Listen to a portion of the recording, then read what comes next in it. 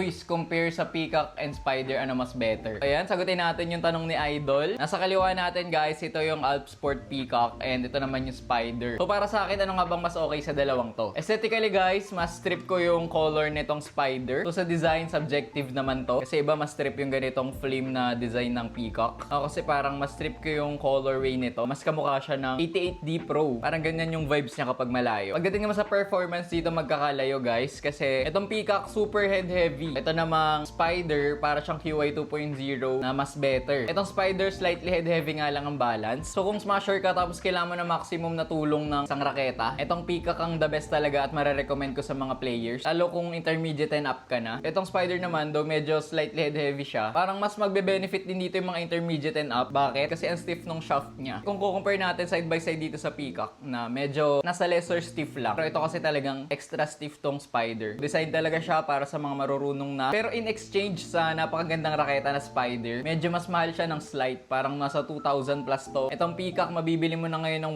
1.5 and below. Isang inonote nyo dun guys, kaya siya nasa 2,000 plus kasi maganda na yung string na ginamit dito. Kahit nga hindi mo napalitan yung stock string niya, okay na okay gamitin. Compare dito sa Peacock na kailangan mo pang palitan kasi medyo mababa yung tension na stock niya. Though pagdating naman sa max tension ko, ipapa-restring nyo, pareho silang 35 pounds. Pero yun, personally for me, mas okay itong Spider guys, all around. Kaya lang, medyo mas mahal lang siya ng konti. So kung kaya nyo magdagdag ng 500 pesos sa budget nyo, mas okay itong Spider. Gagamit nyo na to mula intermediate hanggang maging advanced kayo, okay na okay siya gamitin. Itong Peacock, kung on a budget ka, around 1.5 lang, tapos attacking player ka, smasher, tapos very aggressive, para sa'yo nga itong Peacock. So yun na nga guys, yung mabilis natin comparison. Kung may iba pa kayong mga racket na gusto natin i-side by side, comment down below na lang, gawa natin yan na video.